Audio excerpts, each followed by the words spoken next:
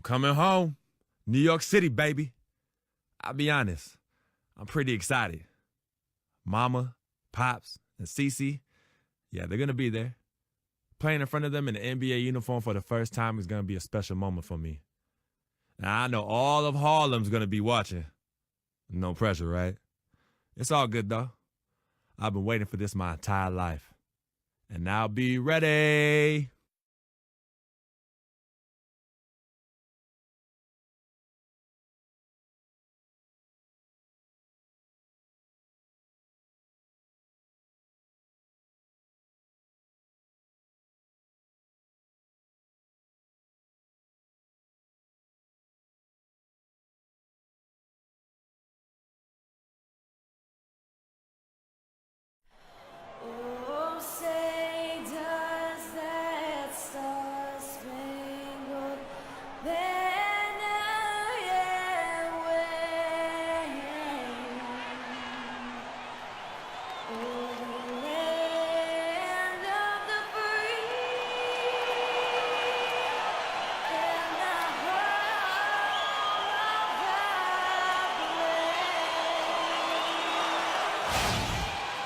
Thank you for tuning in this Sunday evening.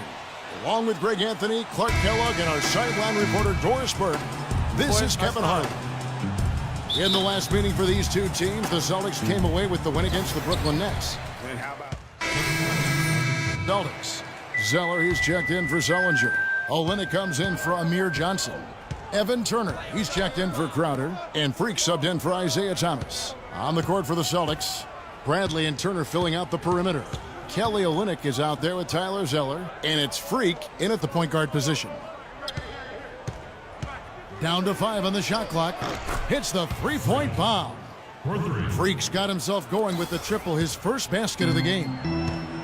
Last game for Brooklyn, it was a loss to the Celtics in Boston. And that result was no surprise because they played very loosely with the basketball. They sure did. There's no question about it. And when you come out on the wrong end of the turnover battle, you're often going to be on the wrong end of the scoreboard as well, Greg. You know that. They've come out with a take-no-prisoners approach on the glass today.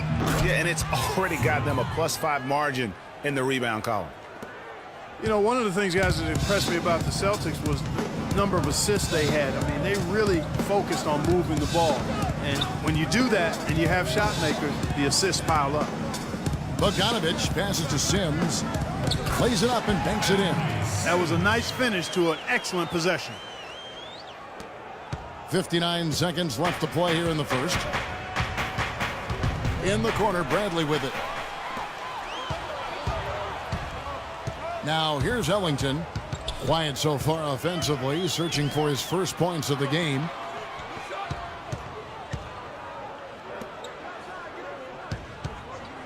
Pass to Hollis Jefferson. Shot clock at 6. A strong finish under heavy pressure all over. You know, huge height advantage there, but because of the great body control, he's able to cancel it out. Agreed. The body control essential in that situation. I mean, if you're giving up a bunch of height, then you better be able to manufacture things in the air. Dishes it to Olynyk. And again, Boston with the triple. Man, the triples keep falling, guys. That's 3 in a row.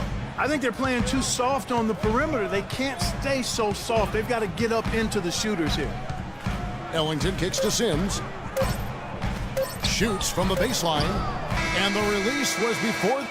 All right now, I want everyone here at the Barclays Center. And Celtics head coach Brad Stevens lured away from a very successful. The only hard part of that decision is leaving a place that you really loved for 13 years. I couldn't have left without knowing that it was a place that we were going to stay together and really commit to a process together. And I was sold. I wonder if Coach Brad Stevens both teams will make substitutions. Last game for the Celtics, they pick up the win against Brooklyn. And what a heck of a performance for them, particularly offensively. I mean, there were stretches of that game where everything seemed to be falling. Ball movement was superb, majestic, and they got good shots and they made them. So it wasn't a surprise, but the ball movement was the key. We've got Wayne Ellington, Henry Sims out there with Thomas Robinson, Then it's Jarrett Jack, and it's Bogdanovich in at the 3, the small forward. So that's the lineup for Brooklyn. And you don't ever want to get into the habit of letting the offense get to the rim. Yeah, I couldn't agree with you more. I mean, that's the message they were sending with that foul. Nothing easy inside. Boston making a switch here. Bradley's checked in.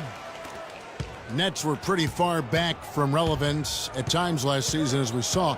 It took a late season hot streak for them, Greg, to get into the playoff picture. Yeah, and that was a neck-and-neck race with the Pacers right till the very end. Not exactly what they had in mind at the start of the season, but they did pull through. There's a good screen.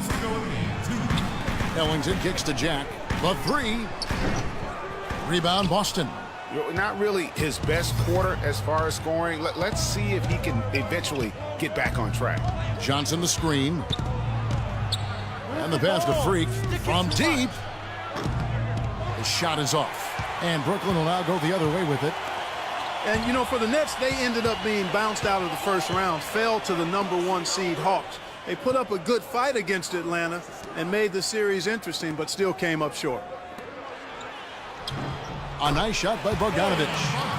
Bogdanovich has got it all tied up now for the Nets. You know, that's been a big part of their offense in the early stages. I mean, their success working the ball inside and getting points from close range, right at the rim.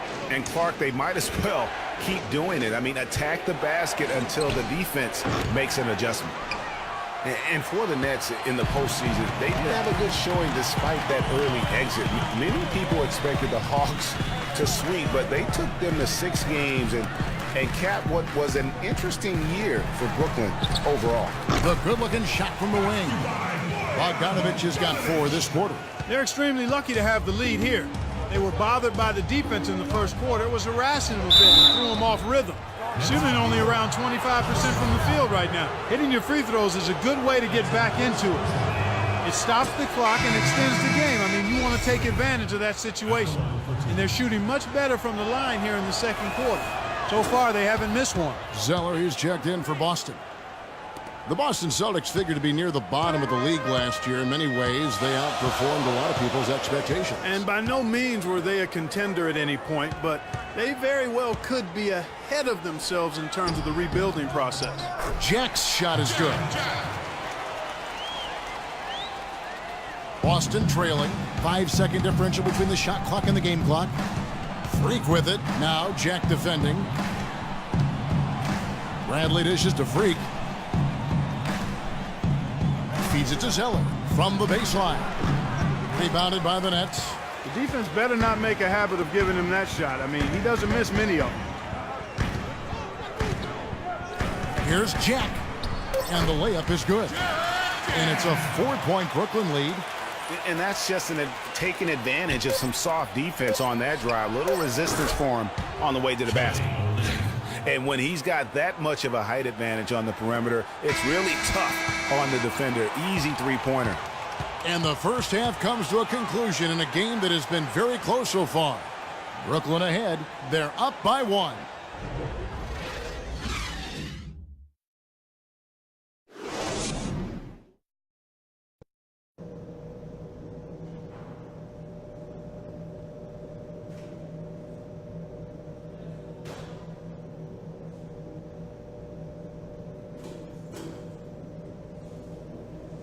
Ladies and gentlemen, And it's been a back-and-forth game so far with no... For Brooklyn, Henry Sims has checked in for Lopez.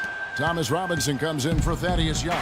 Hollis Jefferson's checked in for Bogdanovich. And Ellington is subbed in for Jarrett Jack. And a new group in for the Celtics.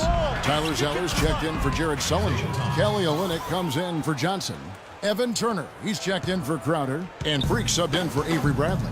On the floor for Boston, Freak in at 2-guard. Evan Turner is out there with Olynyk. Then it's Zeller, and it's Thomas in at the 1. Pass to Ellington. Plenty of space. And it's Freak with the rebound. And guys, we've seen teams hire college coaches with no NBA experience before. It hasn't always worked out, but for Boston, they have to be very pleased with Brad Stevens. Clock at 6. Baseline jumper. Shot is good off the back rim and in. 8 points for Kelly Olynyk. I mean, even he was surprised to be that open. And Brad Stevens now in his third year coaching the Celtics. Greg, I know you admire him from afar. Good fit for the franchise. Good fit, Clark, for a young team. Agree with you completely on all of that. He stresses team unity and selflessness and sets the example and tone with his demeanor. Hard to get that one off with the size difference there. That makes it a tough individual matchup for him, especially down low. Well, took on the big guys going in there and challenging them like he did. But, boy, that was a nice job. Freak passes to Thomas. There's a screen. Freak sets a screen for Thomas. Here's Zeller. The third shot of the possession finally falls for him. And the Celtics lead by 4. His hard work on the backboard really just has given them more opportunities to score. 29 seconds left in the third. Here's Sims. Nice touch on the shot from close range. Sims has got his second basket of the night. Some big points there. I mean, they got him on a nice play to get the ball right to the bucket. And exactly what they're looking for down the stretch, Clark. Just more of the same.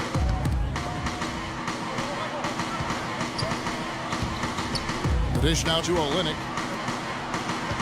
Thomas goes in.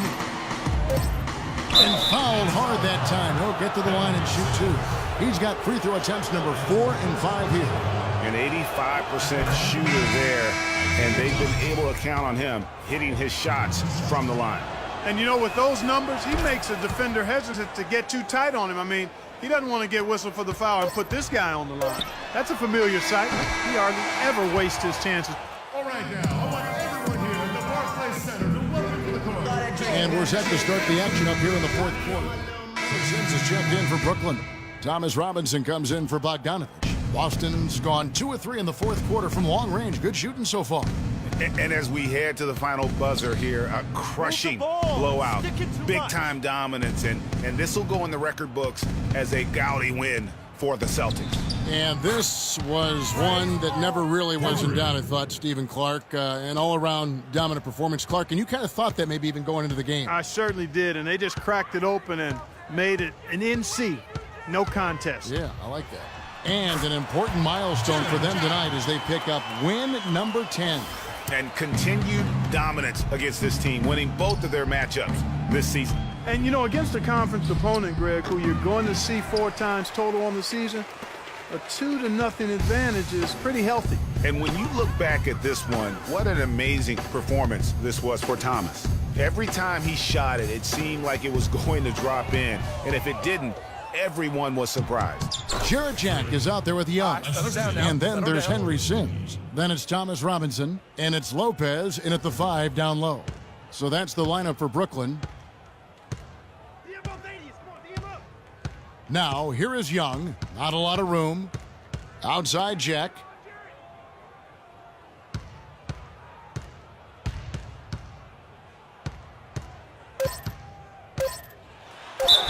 And it's going to be 2 free throws. Drew contact on the shot.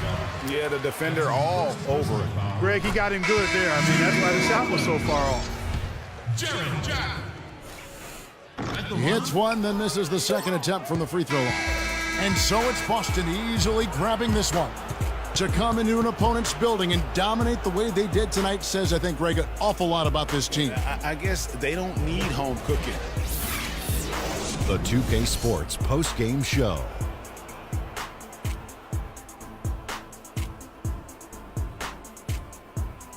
Hi again, everybody. This is Ernie Johnson, joined by Shaquille O'Neal and Kenny the Jet Smith. Time now to present our Jordan Player of the Game, Isaiah Thomas.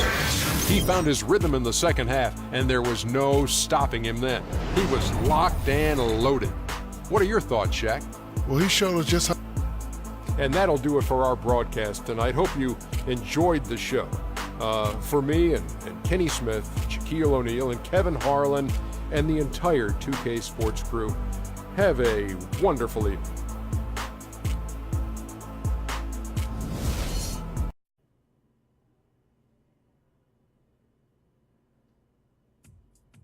What a life, eh, freak? 1 minute you're playing 21 and horse on the courts in Harlem, and the next moment you're in the showroom, configuring the gunmetal and graphite exterior of your luxury car and your iPad mini.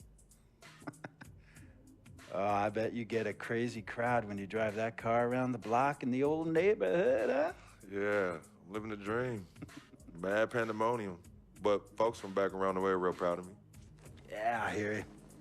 Local kid makes good. You know, it kind of reminds me of when I took my tech stock public and I rang the New York Stock Exchange bell, and my mom's friends called her up and said, "Maggie, is that your son on Bloomberg News this morning ringing the bell?" And my mom says, "Yes, sirree, Bob, it was him." That was a great moment, freak. And you know, our lives are like a pearl necklace of great moments, all strung together with the finest silk thread of memories. And we have to be very careful how we cultivate those pearls and we thread that necklace. Does this meeting by any chance have to do with Vic Van Leer? I grew up in the burbs, freak. I wasn't poor, upper middle class, comfortable. My daddy worked as an accountant for one of the largest insurance firms in the country. Smart with his money. Mom didn't have to work. I went to boarding school.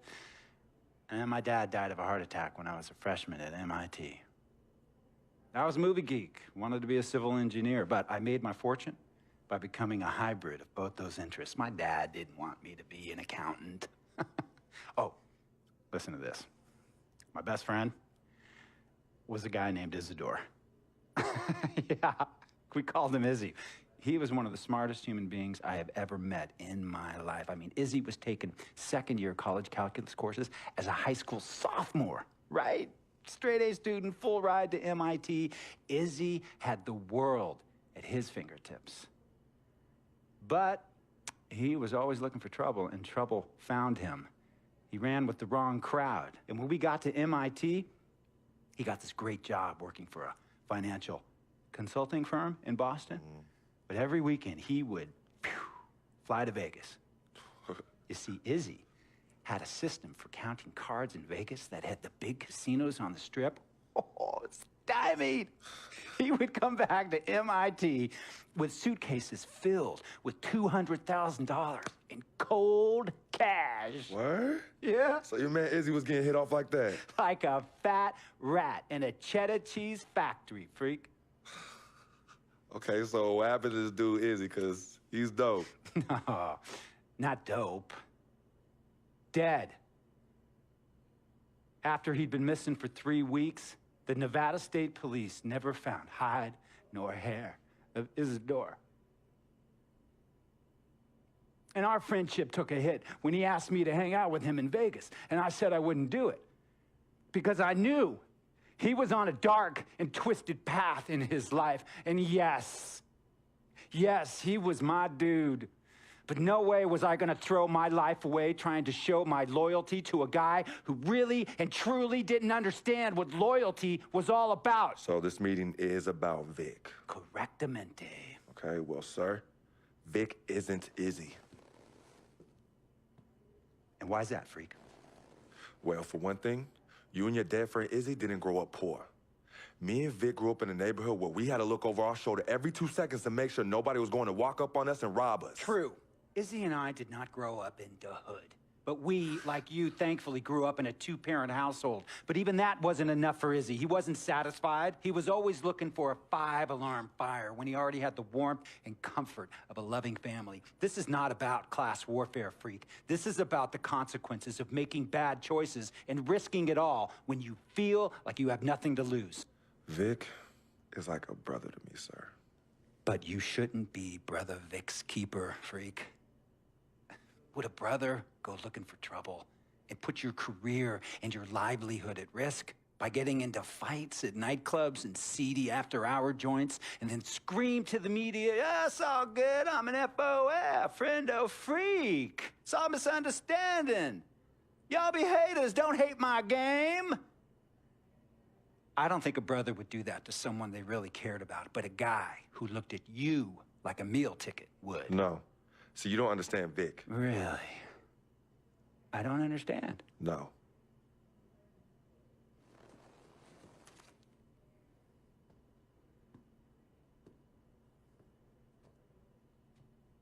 Look, man, It was a misunderstanding with the guy in the next VIP booth.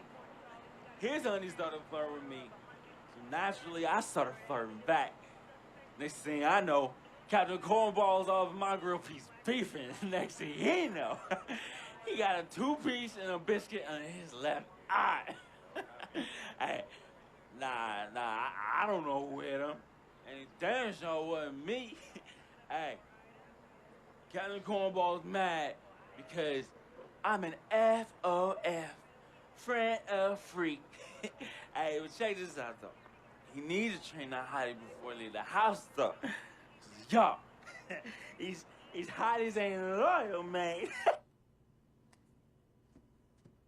What's there to understand? Are you freaking blind? You know, I just want to know, how much did you pay your lawyers to make all this go away? Almost $100,000. Excuse me, son, I'm sorry, I couldn't hear you. I said I paid almost $100,000. Exactly. And if you keep riding shotgun with Vic, you're gonna go broke. Quick, fast, and in a hurry. Look, Vic is my friend, and I grew up with him. How many times I gotta tell you, sir? Freak, this is not a request. I am not asking you to do this. I am telling you to do this. And the first order of business is that Mr. Vic Van Leer is banned from traveling with you on the road. Vic is banned from the locker room. And Vic is banned from this arena. And if I catch this guy, Vic, in or anywhere near the facilities, Mr. Vic Van Leer will be arrested for trespassing. Are you serious, sir? Brother, I'm as serious as cancer. We all know that can be deadly. You know, when me and Vic were kids, playing summer tournaments at the Dome, we always imagined making it to the pros, right? And after the crowds left, just a street light was on the court, like 11:30, 12 midnight, even 1 in the morning sometimes. We used to practice player introductions, running on the court, giving dap, high-fiving the teammates. Vic, he would act as an announcer. You know, he would introduce me and announce my name on a loudspeaker, and the Jumbotron would flash my image like a little guy dressed in long shorts and a jersey. And now, fresh off his 3-game, 62-point scoring streak, the youngest player to ever do so in NBA history, Frequency Vibrations.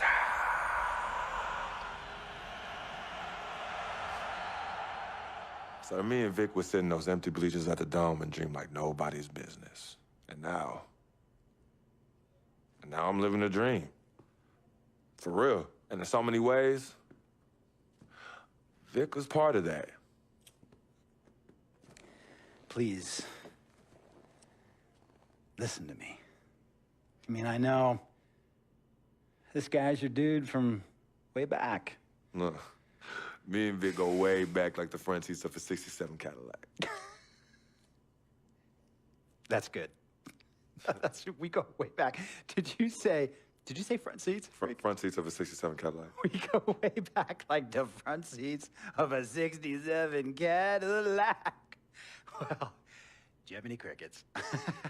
I'm going to be the hit once again at Herbie Allen's Sun Valley Shindig because my fellow billionaires love it when I walk and talk that talk. So that almost sounds... No, let me tell you exactly what it sounds like. I respect, admire, and most importantly, love you as a human being and a role model. But I pay you a lot. And I mean, I pay you a lot of money to play for my team. And I am in this game to win it. And you can't win it with an albatross around your neck like Vic. So Vic is done. History. And here's some more lingo that I picked up from a former megastar who used to play for me several seasons ago. Thought I would never release him until I did. And now he's the 6th man on a struggling team in Venice. And yeah, I'm talking Venice with the canals and the gondolas and Harry's Bar, not the street ballers next to the fortune tellers on the beach in Cali. This guy used to tell me when he thought there was a player destroying our team, don't be a hero, cut that zero. And that is what I am telling you about Vic, freak.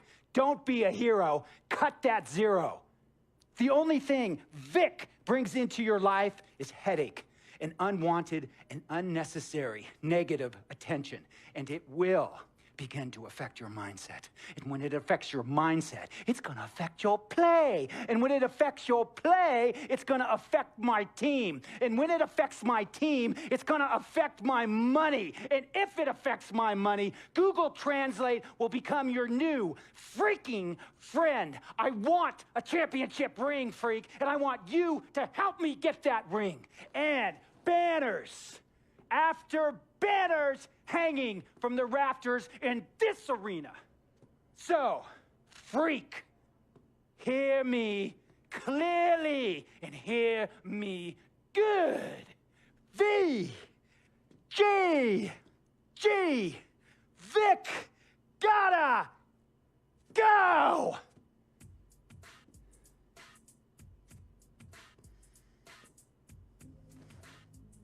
Handle your business.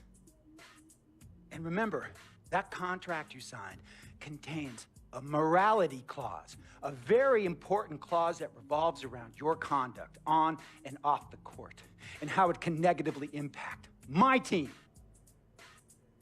Now, I don't want you to have to learn Italian or Croatian as a second language. And hey, playing pro ball overseas, there's nothing wrong with that. But the arenas are nothing like this, nor will the money be the same. And on top of all of that, this is the U.S. of A., the greatest freaking country in the world. Ask yourself, is Vic worth all that? Think about it. Think long, think wrong.